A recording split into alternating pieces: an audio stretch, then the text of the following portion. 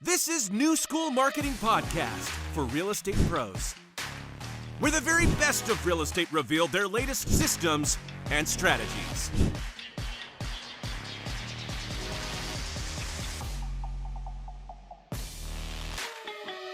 With your host, Marlon Aquino. What's up, y'all? Welcome to New School Marketing with top real estate agents. And today we have a special guest for you guys. I'm super excited to have her on. We've been following her for a while on Instagram and TikTok, and she is killing the game. So without further ado, allow me to introduce megastar Candy Bowen out of Arizona. Hi, how are you? So good, so good. So excited to have you on here. You look amazing. Thank you very much. I'm coming off of a charity event, so I figured just go. Yes, oh my gosh, we'll definitely get into that charity event that you went to recently and some of the other stuff that you're also involved in. But we're super excited to have you on here. You are just killing the game. Not even 5 years in real estate, and I know that you've got a resume of if someone looked at the just on paper looked at what you've done, they're looking at like, this is an 80-year-old person, but because you've done so much in such a short time, congratulations. Well, thank you. And it's been awesome, and the benefits of the fact that I love what I do and I get to help people and I'm good at it. It's like the trifecta where you're living in this world of like doing what you want and bringing joy to people, and also experiencing some things, my family and my friends and stuff like that I would never get the opportunity to do. So it just takes you everywhere, right? Yeah, no, and it shows so much, because I always say you can't hide energy. And, especially nowadays that, you're constantly in front of a camera, with you, it shows. You radiate that energy, that positive light.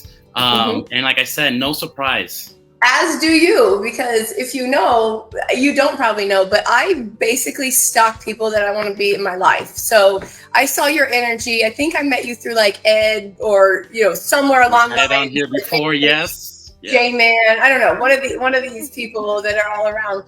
But anyway, I started seeing your stuff and I was like, I like his energy. So I just started following you and, liking your stories, you do it back. And that's just how it works, right? When you don't reciprocate, then you're like, oh, okay, this is not my person. But like when it's like, hey, we could talk, we could be cool. Yeah.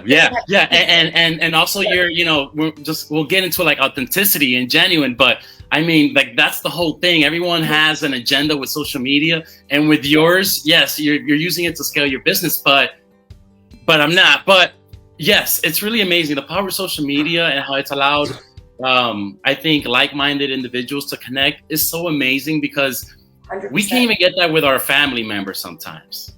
True story. Yeah. Have you seen what happened on episode 8 of Squid Games? I'm like, girl, I've got too much shit going on to worry about what happened in episode 8 of Squid Games. Instagram's been down all day. I'm like, what? That was amazing. Honestly, that was good, because I know that, I know I was checking to see when it was working, but I was doing it so less frequently that I was like, we need this in the world more often. You know how quick and smart I usually am with things, right? So I was like, Instagram's down, Facebook is down. I'm gonna make a TikTok. And so I made a TikTok, 15,000 views in one day. Just because wow. It was a perfect fucking time to jump on TikTok, the platform that's working. You see that we're gonna get to that, because that was one thing that I definitely wanted to touch, and like you're already on it. That's why, yes, oh my gosh, I'm so excited. Let's get going. Let's give some people a little bit of background on you. Look, in a nutshell, because look, she's amazing. I know that you were in the Navy, first of all, right? My brother's in the Navy. He just recently retired. Oh, that is so cool. So hold on. If he just recently retired, when did he join? When he was 18 years old, and he's 5 years older than me, and I'm 35. So we would have probably been in the same, because I was born 79. So okay, yeah. So oh my gosh, we'll have to get back to that, because I just recently spoke with him, because it was my birthday. So he was calling me to celebrate, to wish me well. Thank you. Yeah, right. No, thank you too. It's so amazing. Like the experience that you get out there, it's none other.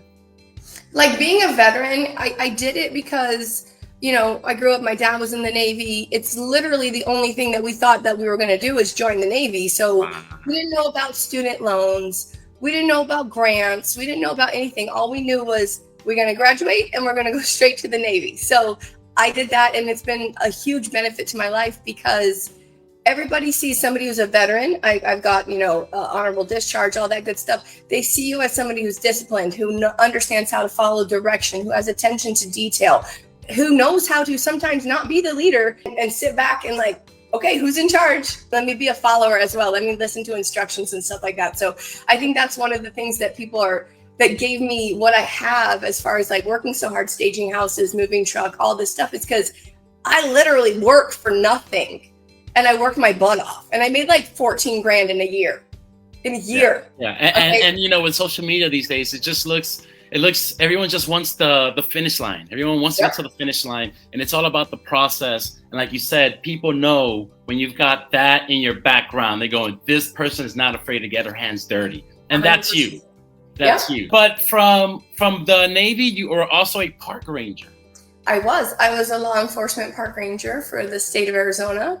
And they actually had me do investigator school, which is basically where the detectives go. So I got to do like when stuff went down, I got to do like investigations and stuff like that. So I think that actually gives me quite a bit of resilience, just being in that role of like, I gotta tell you what to do, and you need to do it now.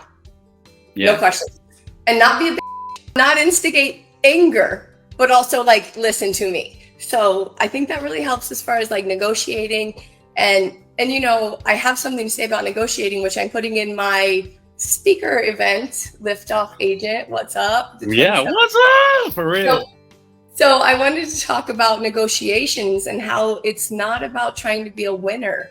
It's about trying to get enough information from both parties so you have all the pieces and parts in front of you so you can say, okay, we're going to give you A and you're going to give him B, and we're going to work this out, because usually it's not the money, it's not the numbers. There's some thing that we can get through and make the deal happen. So when people are like, oh, I want to be a vicious negotiator, I'm like, I want to be a very thorough and thoughtful and like let's make this a win-win-win-win and not just win-win lose. Yes. How can we make everybody happy here? That's a good negotiator in my mind. Yeah, I forgot this person, this famous entrepreneur's name, Jesse something. He said, I don't like win-wins. He goes, I like no lose, no lose. I think it was, he said, to that degree. And I said, yes, everyone's always looking at things from an angle.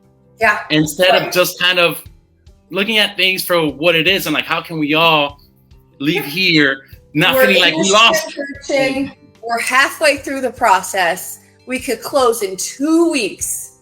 What do we need to make everybody happy here? Or not upset?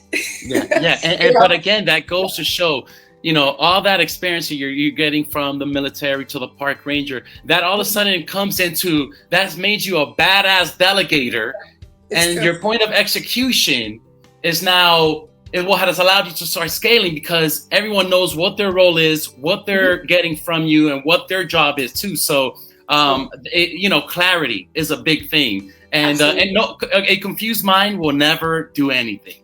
So it's true. If you're all jumbled, say you have 100 things to do today, you've overscheduled yourself.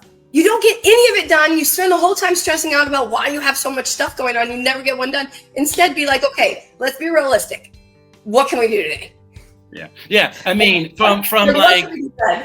And from a government standpoint to, I believe, to a federal level, right? You're using taxpayers' money. You're not there to be like, yeah, we have a whole term to this, decide what we want to do. No, you're like, we're working on a sensitive time, urgency. We've got to get you done, or we're out of here. So that, I think, is what you bring to the table as a realtor that I think most agents just don't. That's what I was just about to say. So that translates into real estate, into a sense of urgency. Like, your clients are urgent. They're looking at their phone every 5 minutes at houses. Anything that pops up, they're on the hunt. They're obsessed. You need to be obsessed as well. Like, you need to be on it with them and understand their sense of urgency and let them know everything that's going on. Like, you'd be like, okay, I'm going to call you in the morning. Then when I started and I will call my clients and be like, hey, a new listing just came up and I went by and I saw it. I think you're going to love it. You know what I mean? And they would be like, let's go see it. And that's me putting some work in on the front end to make sure I'm not wasting their time. Nobody wants their time wasted. So my sister back in Florida just recently got her real estate license. Oh, very cool. Yeah, and what brought this is that she herself was in the process of buying a second home and was dealing with a realtor that just when it came to communication, when it came to transparency. My sister was just like, I can't believe that this is how people do business, that this is how it works. So that motivated her to say, no, I expect better. And fortunately, she did find someone else. But yeah, that was inspired her to get her license. How's she doing in real estate? Life. My dad's got a school back in Tampa that he owns. He's like private. He's like a director. It's a private accredited school. It's like a / daycare, pre-K. Okay. And she's like the HR. She went to school for psychology, human resources. So that's what she does there. And now she's got 3 kids, and she wants more time in her life. Yes. So obviously, real estate is usually a go-to when people want to take back their control of their life. It is so funny. When I got into real estate, I was a park ranger. I got pregnant. I decided as soon as I felt Tanner move inside of me, I was like, here's my gun. First of all, I'll work the front desk and then I'm leaving after maternity leave. So the first time in my life, I had my son when I was 36. The first time in my life, I was a stay-at-home person, not making money. And I was like, this is not for me. So, anyway. Not only that, but here's the thing, right? Because I'm a big fan of yours. I've seen and heard and read all your interviews, I believe. So I know that was a big move for you to want to change when you're going through that experience of wanting to have a baby and motherhood. Now, here's what I take from all of that. And maybe you go a little deeper into it. But what I see is a fearless person, a fearless woman who's not afraid to start from scratch. And I think that hopefully will kind of lead us into how you got into real estate, right? Because everyone's afraid to give up good for great. This is actually perfect segue, because what got me into real estate is exactly what I was saying. I'd never stayed at home in my life. Okay. I had a baby that had colic for 6 months. Okay. If you're a mom out there, you can understand colic for 6 months. He had a tongue tie. They didn't catch it. They had to wait till he was 6 months old to fix it. So he just had gas, like really bad. Anyway, 6 months of a crying baby. And you're just like, oh my God, how can I make you feel better? Anyway, I did that. Right after he got his frontalectomy, I talked to my friend Becca, who is my real estate agent, which there's two points here. That's funny. Okay, so my experience with my agent was amazing. This lady was the bomb. I wanted to be her. I love her. I still love her. I call her up. I'm home. I'm like, okay, this stay-at-home mom is not for me. I can't. It's too hard. It's too hard. Like, I never knew how hard it was to be a stay-at-home this realtor you're calling that helped you. You're like, we made friends. We bought and sold 2 houses with her, right? I'm like, hey, do you know anything that I could do, like work from home? Because I was thinking like, I'll just work from home. At least I'll have a little distraction. So she got me a job with the transaction coordinator company. I worked there for like 2 months, and I was like, these people are missing everything. Like, they have no idea how to do anything. I caught a $30,000 mess up on a listing agreement. She put 3%.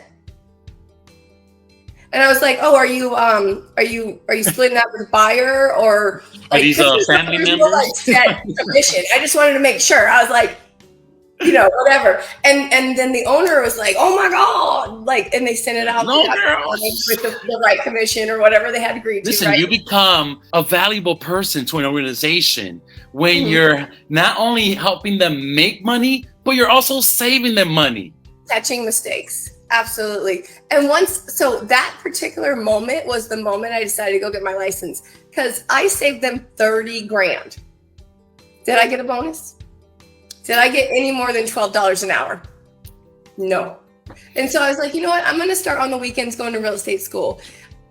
I think being a transaction coordinator before I was a realtor was the one of the main things that allowed me to just rocket ship up, because I understood the transaction. I've been through some fires already before I ever even got into real estate. We figured some stuff out. You know what I mean? Like we got into, I understood title policies. I understood HOAs. I understood so much about the process because the company I was working for was like 200 deals a month, right? So 3 months in, I'm like, boom, go to real estate school, get into real estate, take off.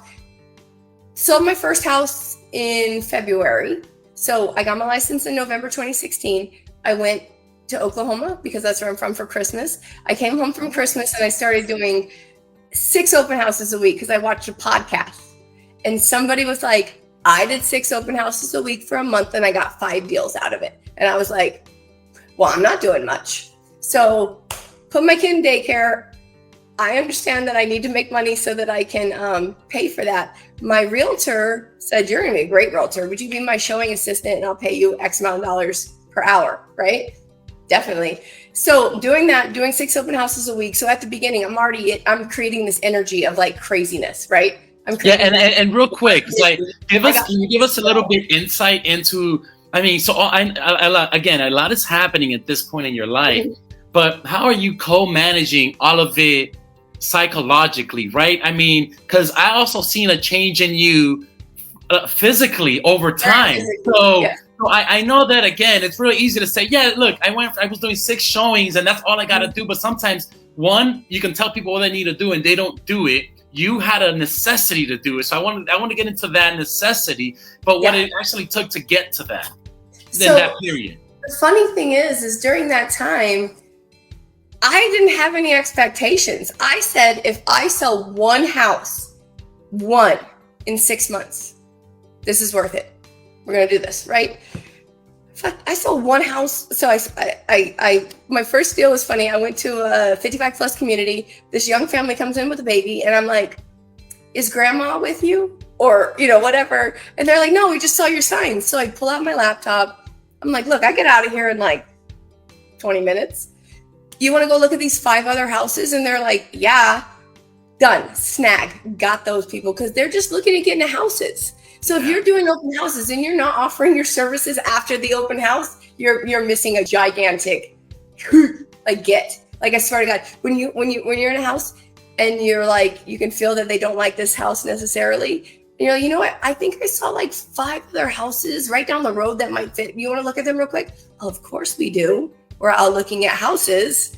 And then you're like, hey, you like these? I can show them to you in an hour. You guys want to meet me over there? Done.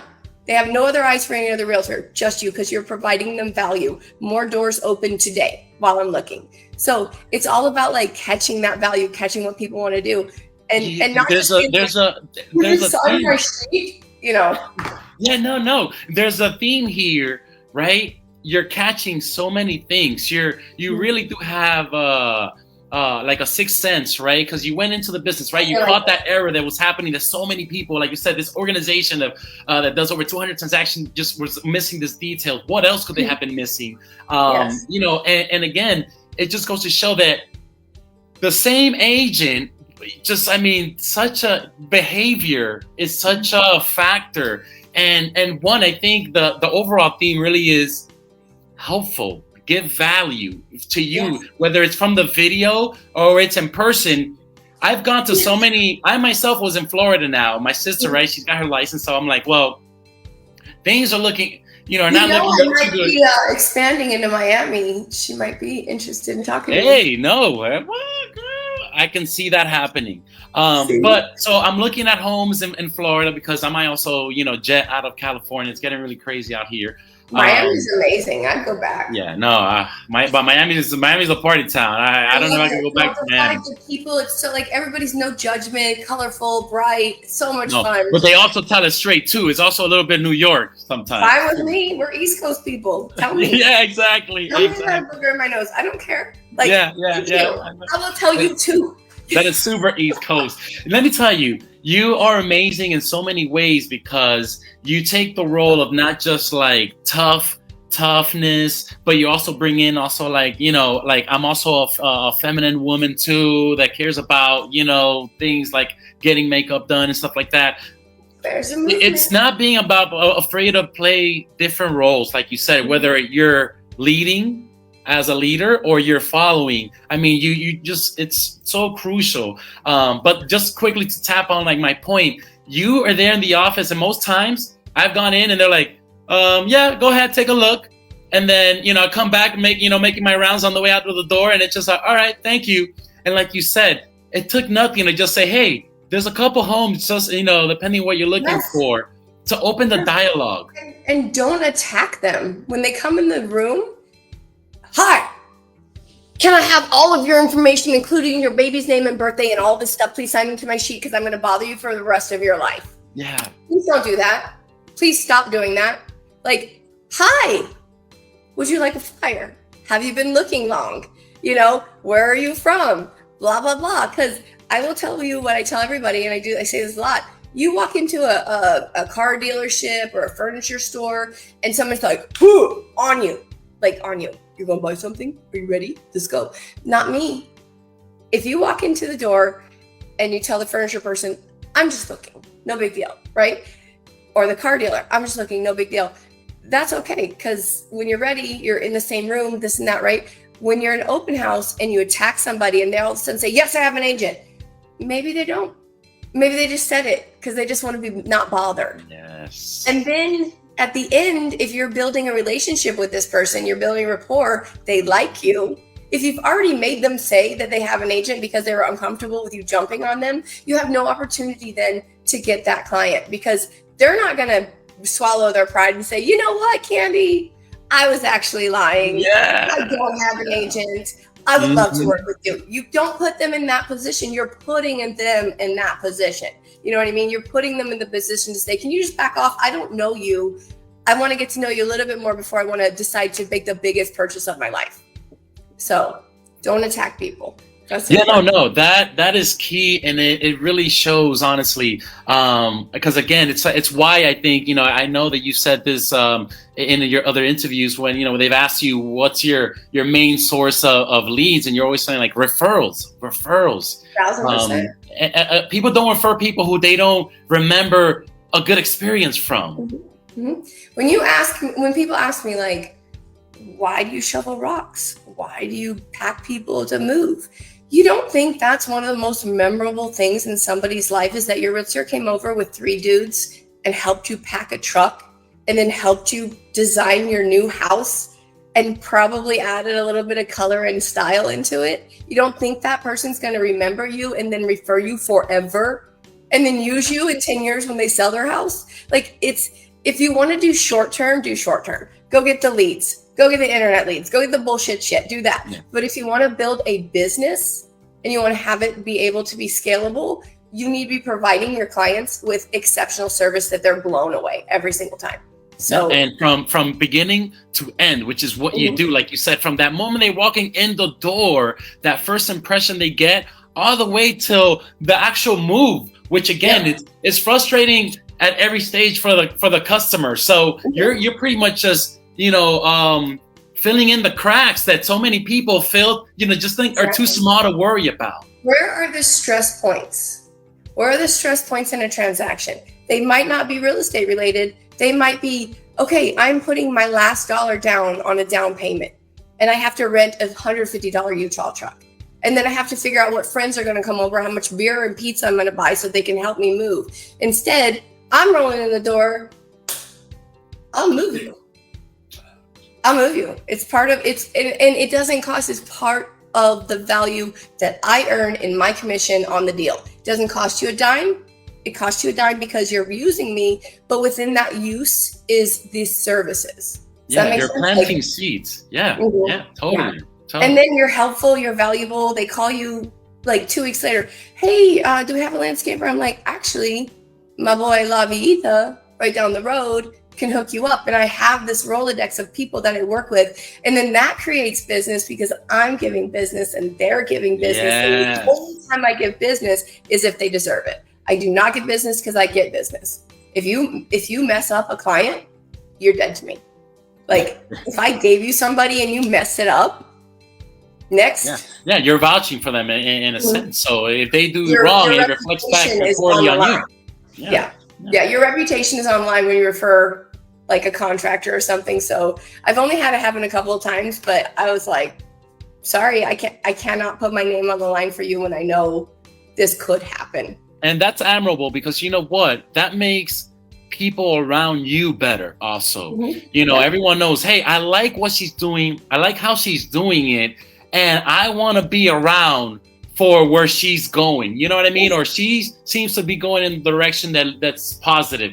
And we can all learn from that. So yeah, same thing with me. I always, I take, that's the same thing that I implement with me. When I reached out to, people like yourself, Ed, Ricky Carruth. I mean, it's again. I saw you had Zach Faust. Is that right? Yeah, Zachary. Yeah. He was also on. It's gigantic. Yeah, no, I mean, it's again, these are genuine, authentic people that are, that are really making an impact where it really matters. And, there's a lot of fluff out there. There's a lot of fluffs out there, and some that do good, so that like you inherently do good by being selfish. Sometimes it's the thing.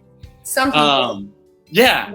But like, just like what you said, getting these people into your life, like, he is normal. I've talked to him backstage, like I've been on live, all that stuff. Like, he's awesome. Yeah. And people are scared to reach out to other people because they think they're like, oh my God, they've never talked to me. Try it. You don't know who's going to talk to you. Okay. You have no idea what kind of relationships you're going to build. To take the little bit of cojones and just reach out to somebody. What's the worst it's going to say? No, and then you never talk to them, and you weren't going to talk to them in the first place. So, and in my experience, 9 out of 10 times, the real ones always initiate a good, just right. Like there's like no one is going to drool over anyone, and if you also bring on too much too soon, it's also like a little standoffish. But the real ones, leave it open for just really nice, like open-ended, like, hey, bud, or really, hey, and also really appreciative of that, even engagement. There's a lot of people that just like give you the thumbs up. Right. No, I will talk, like literally anybody who messages me, I usually have a cool little conversation. It's good for me. It's good for them. There's no harm in anything when you're like, hey, you're killing it. What's up? And then a question and I answer. And then I'm sure a big part of you scaling has been that relationship with other agents, right? Because I actually want to get into the marketing bit a little bit here. I know that you're not, I know you've dabbled into internet marketing. Before we get there, we got to get to the quick and dirty right here. Okay, literally my first, like when I got into real estate, I got attached to the associations. I started doing YPN, Women's Council, blah, blah, whatever. I sold 50 houses my first year, almost 10 million in volume, won Rookie of the Year. Fast forward to today, I've not even been in real estate for 5 years yet, and I've sold 510 homes and over $110 million in production. So, the proof is in the numbers right here. I'm not just somebody coming on talking out of my ass. Like, I have proof in the pudding. I sold 165 houses last year with 2 people. So, this stuff really works. Everybody's like, oh, it's mumbo jumbo, energy, personality, being genuine, blah, blah. It works. And it works because it's sustainable. You're happy. You're doing good things. And so that's basically how I got started in real estate, to answer the first question. So I just want to say, like, it snowballed into something I never even could imagine. And I'm just going with it. I'm like surfing that wave. Like, where are we going? I don't know. Yeah, no, I think that we as human beings put so much pressure on ourselves that we create this barrier between the actual goal, this unrealistic view of it. And I think that, what you have done is, like I said, you erased the line in the sand and was like, yeah. There's no lines. What do I need to do who do I need to be today? What do I need to do now? And that's been, I think, a big amazing transition too. Yeah. So I started off new mom. I had a 9-month-old baby. I was taking new appointments with me because I had to, and that happens. And you know what? If I said to myself, if anybody has a problem with this, I don't want to work with them anyway. It's a new world. I got a baby. I'm also got to make some money. So, nobody ever complained. Not one person. Everybody would always be like, oh, your son, da, da. And it made like this more natural connection. Now I don't have time for that. Also, my kids are 5 and 3. Disasters. Like, I could not take you to a show. Like 9 months old. Yes. 3. No. Absolutely not. Yeah. No, understand. But that's like genuine. I'm like, look, I'm here for you, but also I got my kids. So let's do this. We can ignore the fact that I have my child with me. And that would not have happened 10, 20 years ago. Moms were not looked at as valuable, even as recently as 10 years ago. No. And even still today, there's a lot of machismo still going on. But you know what? A mom is a mom, and she's beautiful, and she's taking care of this like person and out there working. Give that lady some freaking, No, again, you're defying a lot of odds, and you have to overcome a lot mentally every day, because there's always someone either putting you down, and not purposely sometimes. I think, so many people are on automatic programs that it's hard to really be upset at them. Norms and standards and just things that usually happen. Like there's a movement for like boss ladies being normal. And one of the biggest things I hate is the fact that if I was a man, and don't take this wrong, if I was a man and I was working this hard and making this much money and doing all these things, people would be like, wow, what sacrifice you're making for your family. Yeah. Me, how are you away from your kids that long? How does that make you feel? Blah, blah, blah. You must not be a very good mom. I'm like, I'm a great mom. Okay. When I'm my kids, we're playing, we're doing stuff, we're doing things. I'm also building a good future for them, and also going to teach them how to respect women, and that a woman can be right up there with everybody else. There should be no differentiation based on sex. No. If anything, I grew up mainly around women. I was raised by my grandmother. So let me tell you, women are the backbone of everything, honestly. From business to handling the role of mother, of just whatever you need to be. There's no one that does it better, honestly. Well, and even in any society, like look back at the 60s where the mom stayed home, right? She supported that man 100%. He didn't have to lift a finger. He was allowed to go make money. And that was her job, and she did it great. Yeah, she raised deal with the kids. The house was clean. She looked good. She cooked the food. He got home. She fed him. All of it, right? And that was her role, and she did amazing. But then start to realize, like, wait a minute, maybe I should go do some working. Yeah. And then it evolves, and right now it's just such a cool place to be. Like, you still have the people who are stuck, but you have so many people who are like down for it. They're like, go. No, there's definitely a lot of barriers that have been broken when it's come to, things like that. But what I think, the prison now is a mental prison, right? Because the information is out there again, right? Like you said, look, please don't take my word for it. I'm telling you, these numbers are real. All it takes is, these are my habits. This is what I'm doing. This is all it takes. So it always seems like someone's got something. She's just special. I'm not. That's not true. It's not. So I was thinking that segues great into like what you're saying, the marketing, the genuineness.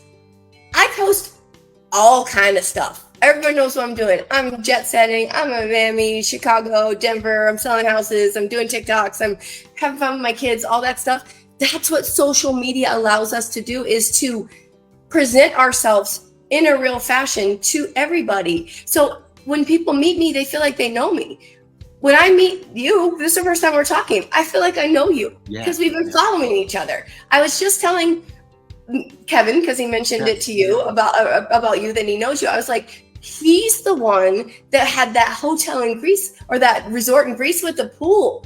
And he's like, oh my God, that's crazy. Because it's all connected, and it's so nuts. It's like, we can all experience each other's lives and be happy about it, right? Yeah, and I think, big.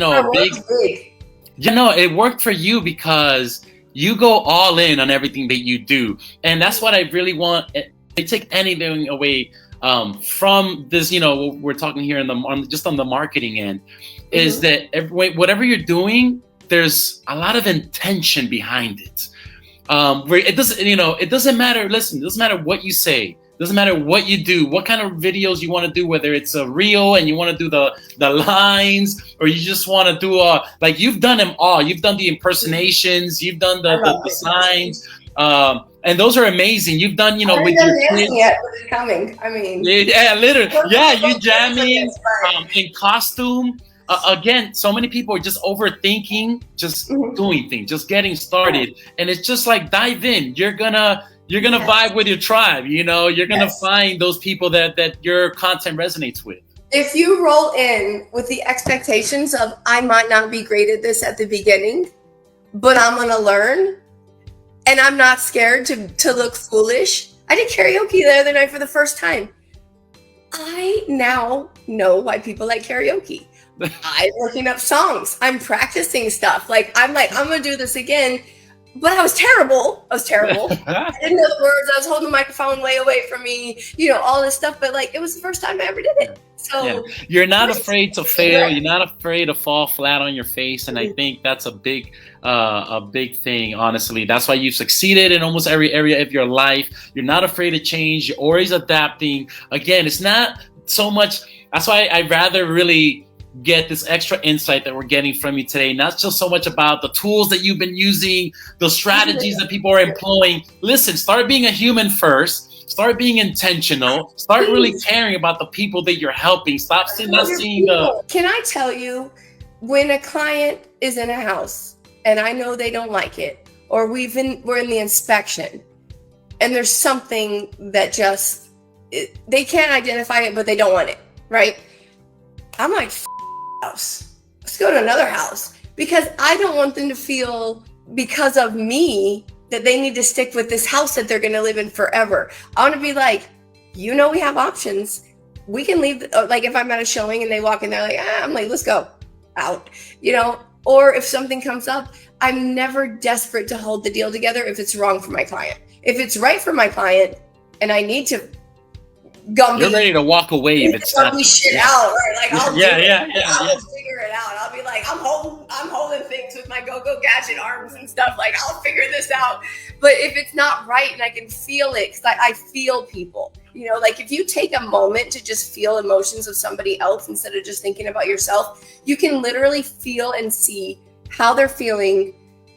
Are they nervous? Does it look like they have a question? They don't know if they can ask it. So then I'm like, hey, is there anything you need to ask, whatever. And sometimes that little tiny question leads to 10 questions, because people don't know that you're cool enough to just say, hey, I don't understand this document, or, you know, this repair, or let's go back to schooling, early, you know, schooling, you know, there was at somewhere always you saw you know, it's not stupid to ask a question or something like that, right? Like I think that's right. There are no stupid questions. And that's because even as grown-ups, as adults, I think we're still afraid to ask questions. Like you're saying, we're afraid to just... They're nervous to look foolish. Like if they think they should know this, then they're not going to ask it to me.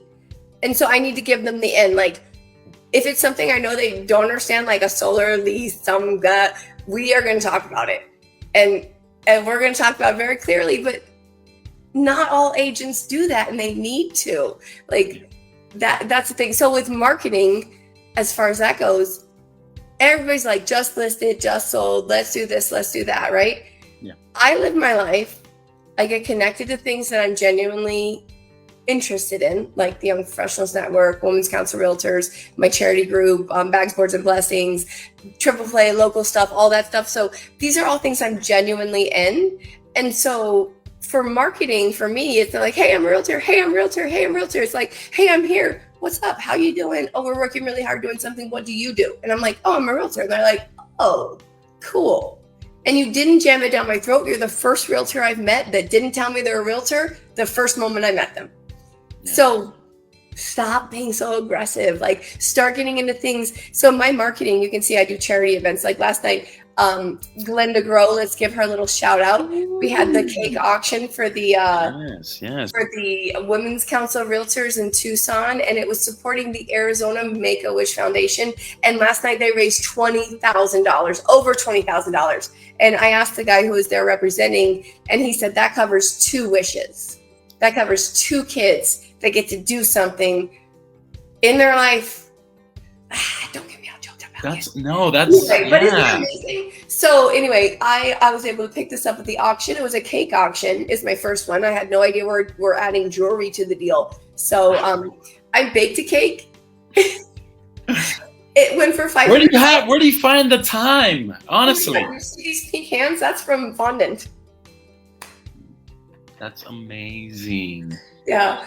How many hours do you sleep, honestly? Last night I think I slept 5, 6.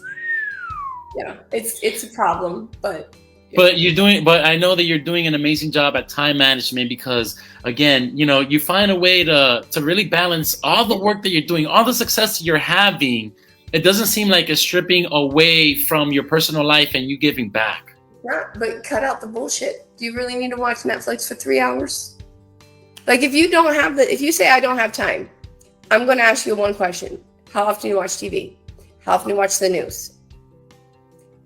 All of that time you can be using to do something else. And guess what? It's a beautiful life. Not paying attention to TV or news. It's a beautiful life. Sure. I'm just living instead of being threatened by the news every day that I'm going to die. And it shows it's fictitious. I think that's why, so many people are gravitating towards you, whether it's, in person or online. You're just, no filter. You're just, this is what you see is what you get. And you remind me of an uncle of mine who every day on his story, regardless of who's seeing or how, it's one person or no person, he's on there all the time and he's singing, he's, enjoying life, putting, taking pictures of his outfits every single day. It's again, a lifestyle that you've designed. Yes. Look at that. It's a pantsuit today. I figured it looked the best so I could show off my Glinda Grow charity necklace. Yes. What I really love is that you really have stuck to also what got you where you are, because it's really easy to have already attained what you've got. One, be complacent. Two, just, stop doing the things that that got you there. And three, my last point is really, if it wasn't real, you would have stopped caring about the community already. And correct. And you don't. You're still. It's just like a new relationship. You can be fake for about 3 months. After that, it starts slipping because that's the real you. So when you get into something, if something fake for you works, it's not going to work forever. It's not you. Yeah. So get into stuff that you care about, that you can get into. Like I do YPN. I have applied to be on the YPN National. So if I don't get it this year, maybe next year, but I'm hopeful. Anyway, you're taking your shot every time, every opportunity you can. And if I don't make it, guess what's going to happen? There will be an application in next year. Yeah, and you were also you're also in the gym. I know you were also doing MMA. Yes, I mean, I lost 90 pounds through COVID. Yes. Oh my gosh. Actually, I want to since we're on that topic, and we're close to being done, I actually want to show not just we've talked about all the progress that you've made on the business side. We've talked a little bit about really, the energy, the mindset that has got you there. But I also want to show the real deal happened is social media. Right? Yeah. But again, the foundations of what made social media work is what you are every day. It's what you do when you wake up, right? You touch the floor and there's an intention that you want to have on people and your life and those around you. So, you're very intentional.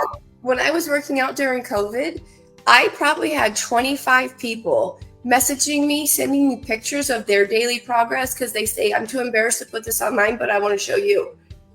Every one of those people, I'm like, cheerleader, like you go, keep going. Yes. It motivates me to motivate you. Yes. Does that make sense? That's why I've always been the teacher. I've always been something. It motivates me. I learn things better if I didn't have to teach them. If I'm the one that is inspiring you to go running, I'm going to be running because, Too many people want to be, the Gary V, and that's fantastic. That's great. But a lot of times Gary V didn't get to Gary V because he was talking to that mass of an audience from the get-go. He was okay with talking to one person if that person listened to him. So, I was talking to one person and they said they were coming to my event. I'm like, what? Yeah, Like, yeah, I'm no, so no, happy. and now, right, and now, and really excited, right, because, I will get to it in a second. I know you're going to be also hosting an event that's coming up with Liftoff Agents, and Yes. again, I think that there's a key thing that's going to start happening even more now. So you're going to start getting, these public speaking gigs because of that energy, that you're attracting, and we see it that. Which is cool, because that's what I was just saying at the beginning. Like, I was attracted to your energy, your business wise, your what you're posting online, like how it feels. It's authentic, it feels real, it's great. I love everything with you and your wife. Like, she's so beautiful. And it's like that one picture where you were looking at her and you were like, keep your focus on what's important. I was like I remember that. That's probably like what, 6 months ago at least. Yeah, no. I still remember. It's impactful. No, thank you. Yeah, those are, again, I think that in business, it's the whys that motivates us. And I think if your audience understands what your why is and what's at stake for you, they go, hey, man, this guy's not going to drop the ball. This guy can't drop the ball. Absolutely. There's too much at risk. So I tell people when they like say there's something that I'm like, but trust me if I say that. And then I'm like, I would not put my reputation on the line for this. So they know, they trust me because they know. And not only that, but your kids too. Your kids learn from what they see at home. And my family, again, we come from like third world country, from nothing. And my father, I growing up, I felt like I didn't really see him around. Right. But I saw the right actions. I saw the right things. So I know that he wasn't out horsing around. I mean, now I know as a grown adult what I need to do. He set the bar, and that's what you're doing for people around you and your kids. So yes, there's that, like, yes, I'm away a lot because of my business, but yes, what your kids are taking away from it is going to be a lot more. Like, you'll have time to give that love that maybe they feel like is not there, and you are doing an amazing job at just being all there anyway. But that one thing, having them to give my attention to, is why I'm so organized. It's why I can handle everything, is because if I don't get to see them. And that's bigger than anything. So when I'm like, okay, I'll do this, but I'm picking my kid up at 5:00 today, so I'm leaving at 4:15 if we don't get this done. So let's not mess around, let's just do it. And so I make it a priority, and then it allows me to get way more stuff done in my life because I've got children, I've got babies, I'm giving them a good life. They have a nice house. I was raised with not a lot, like Navy brat, this and that. And I tell people all the time, I'm like, I'm going to raise my kids. They're going to have a great life, but they're also going to go to soup kitchens. They're going to go help people on the streets. They're going to see what it looks like to not do things properly. Like, I don't want them to be like unaware of the world around them. No, and that's what it really is, just unawareness at that stage. So and just to show people, because I do want to, again, with all the things that you have going on, being a mom, growing your business, you also have time to do interviews, and like I said, also take care of your other areas of your life, like your fitness. So I just want to really show an overview of everything that we've seen. So I think it's just not even that old, right? Because you haven't been in business that long, but seriously, in such a short period, my Instagram starts November 2016, and that's the month I got my license. Oh my, no, I'm telling you, I was having a ball doing research and looking back, but here's I think one, I think this is not even that old, 29. My face on it. So branding, you're gonna be the expert. That's also what open houses do. Don't be afraid to put your picture on open house signs, because you put your picture out there just on your. I can't even believe that doesn't even look like me anymore. Doesn't look like you, doesn't sound like you. So crazy. It's such, again. I mean, people, if you want to listen, literally, like in the last 5 years, I've had a lot of stuff happen. I had a baby. I had Tanner. I had 5 rounds of in vitro to get pregnant with my second son. I was on bed rest for 5 months my second year in real estate, and I sold 70 houses. I separated from my husband the next year, and it's nasty. I've done all of these things during the time, and it's just me growing and growing and learning and growing what I want. And it's insane. It's crazy to think about all these personal things in your life while also you're doing all these business things, but do it. So that's crazy. That's me in a not happy place, but still starting to Growing up. realize, start brightening up. Yeah, that's crazy. Yeah, no, it was so important to show that trajectory, because I want people to show it doesn't matter like where you are today, where you're starting at zero. You got to start somewhere. That's what Gary Vee gets out. You got to start somewhere and just be a fictitious, just like exude that brilliant energy of yours. If it's dark, all right, listen, there's some dark energies out there that are not necessarily evil or mean. Just like, if you're a grumpy kind of guy, hey, show that grumpiness, like some people if you're grumpy, you'll attract grumpy dudes. Like, go be grumpy with people, or somebody maybe likes to be with a grumpy dude. I don't know. You will get be business. yourself, and regardless, again, like you said, you've gone through so much, and there's so many great things. All we talk about when we hop on is all the great things you're doing. But again, there's a lot of ugly that you're also dealing with on a daily basis. It's not worth bringing up, but it's not for us to be naive that you're living a perfect life, because as perfect as it is, it has its imperfections. Yeah. Well, okay. Everybody's like, oh, I want to do as much business as you. I'm like, okay, give up everything else. Yeah. Work 16 hours a day, at least. Like get 5 designations, go to the associations, get involved, do all the things, become a Golden R, President's Circle, RAPAC investor. Yeah. Do that. Like, people don't do this stuff because they can't see the value in it. Like, there's value in it all. Your RAPAC, you're supporting laws that benefit your clientele and yourself. If we didn't have RAPAC, we might not have been essential during COVID. They kept us in work. So like all these things, and then supporting them, I get to go to events and then be around other people who also invest their money, who are also like-minded. Yeah. And then I'm like, my mind is blown and my network is elevated and all of that stuff. So that's how, like, I'm thinking, let's see, we were on the road to about 200 transactions this year. I did lose an agent, but I'm getting another one. So we're pretty close to what we're going to get, but it's the systems, it's the transactions, it's the social media. I don't market to clients. I market to realtors, lenders, and title people from all over the country who may eventually say, oh, I need somebody in Tucson. Wait a minute, Candy Bowen, she's in Tucson. Yeah. Let's go. Yeah. And it's perfect. And then providing your clients. I literally yesterday got 4 listings in one day. So-and-so referred me. So-and-so referred me. You helped me buy a house. Blah, blah, blah. And I'm just like, is this real? Did this really just happen? I'm like, sure. I got time this day, this day, this day. And when you're walking in a business like this, you're walking in with a listing agreement filled out. You're telling them how much the house is worth. You're saying what you're going to do to it to make it look good and market it. And you just need to know their timeline and expectations. And it's not about, are you hiring me or not? It's like, let's work out the numbers. So that's the best place to be in business. That's how we're going to get 200 transactions in a year. You guys heard it, okay? The secret is out. Secret. It's so secret. But it's really about getting your hands dirty. And honestly, it's been amazing. We've had you on here for almost an hour now. So thank you so much for taking the time. We're gonna wrap up here with a little fun, a few quick questions.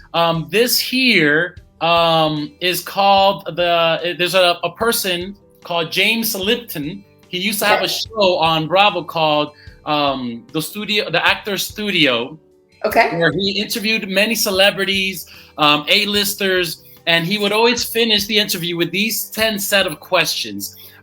So yes, I figured that I'd introduce it. And yeah, I love that. That could be a little hook you have at the end, just to like, that's cool. Yeah, I've always done a version of it in my past interviews. I've always kind of switched it up, but I'm gonna just stick to his script. And this is actually the first time that I'm doing it. It's 10 questions. Here we go. Question number 1: what is your favorite word? Ooh, Yes. What is your least favorite word? Can I say this on TV? They always say that. They always say that. Please say it. We'll blur that. Okay. Least favorite word. It's a cunt word.